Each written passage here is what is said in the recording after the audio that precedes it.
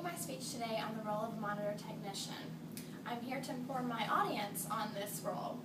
A monitor technician plays a large part in the hospital that he or she works at. I myself am a monitor technician at Good Samaritan Hospital here in Vincennes. A monitor tech is a person that is trained to recognize and document heart rhythms of every patient in the hospital. I will go into further detail about how to become a monitor technician and the role that person plays as a monitor tech at their job. I started by applying on Good Samaritan's Hospital website, and a few weeks after putting in my application, I was called in for an interview. I was sure to dress respectably for my interview so that way I could be taken seriously. I was asked in my interview if I thought that I would enjoy the role of being a monitor technician. I answered with an honest answer that I thought it would be a very respectable job, but I had never had any education on being a monitor tech or recognizing heart rhythms. According to Terry Poe, nurse manager here at Good Samaritan Hospital, it may seem overwhelming in the beginning to learn heart rhythms, but there are never any new heart rhythms being discovered. Remember that to be honest in an interview is key. A few weeks after that interview, I was called in for a second interview. They had told me that it had gotten down to me and one other girl for the job. They took me around and showed me the unit that I'd be working on and the office that I'd be working on. When I entered the office, I walked in, they had 8 screens going across the wall, and on every single screen there was 8 slots for 8 different patients that could potentially be in that room. I saw all of these live heart rhythms going across the screen, and I was ready to know if I was to be hired for the job. A few weeks after I had my second interview, I was called and offered the job. I started my first day on August 2nd of 2010. I was ready to begin my training and be a reliable member of Good Samaritan Hospital. When I was going into my first day, I figured I would be in a classroom setting for a few weeks to learn about what I'd be doing, but it was quite the opposite. Just as it says in Envision.com, hands-on learning is one of the best ways to become knowledgeable about something in the 21st century. I was placed in the monitor tech room with a monitor tech. She had been there for about 2 years. She started by telling me the roles of a monitor technician on a daily basis. First off, you have to run strips on all of the patients that you're watching. You have to do this at 7 a.m., 3 p.m., and at 11 o'clock at night, or as the hospital would say, 0700, 1500, and 2300.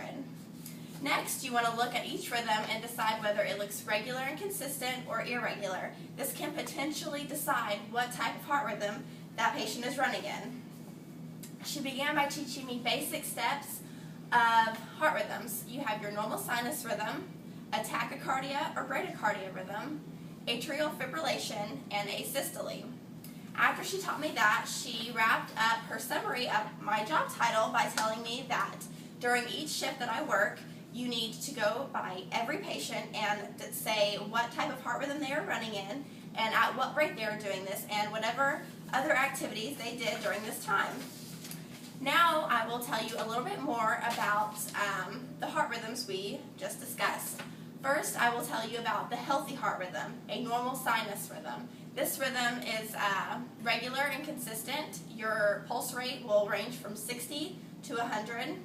This is the rhythm that you want to be running in. Next, we have tachycardia and bradycardia. If a doctor ever refers to your heart rhythm as being tachy, it is elevated above 100.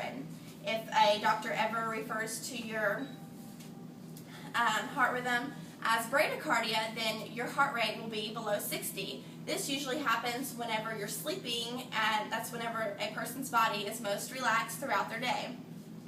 According to emedicinehealth.com, symptoms of this next rhythm we will discuss, atrial fibrillation, are dizziness, lightheaded, you have no energy, or you can feel a slight flutter. If this ever happens to you, then your heart rhythm is probably ranging above 100, and this is an unhealthy rhythm to be running in, and you will have to consult a doctor for this. The last heart rhythm we will discuss today is asystole. This heart rhythm usually results in death. If you ever come out of a asystole rhythm, you have had a cardiac pause. Now I will show you a tool that is used to monitor all of these heart rhythms that we have discussed. The computers I talked about earlier activate what is called a telemetry, and I will show you how to go about putting a telemetry on. Give me just a second here. Let's see here. You want to put one on either side of your sternum, a patch in the middle of your sternum, and patches on either side. You have your telemetry, you have an extension cord, which all that extension cord does is extend these leads for comfort. And though the monitor technician is not the person to actually put the leads on the patient, sometimes we have to tell somebody else how to go about doing it. There is a saying for this, and it is red goes on the right, and we do smoke over fire, and then we do white for clouds, and green over grass, and last you have brown that goes in the middle. According to the Bureau of Labor Statistics, American heart disease is continually to grow day by day, and this will just cause a greater need for more monitor technicians. I hope that what I have taught you about monitor technicians will somehow benefit you in your future.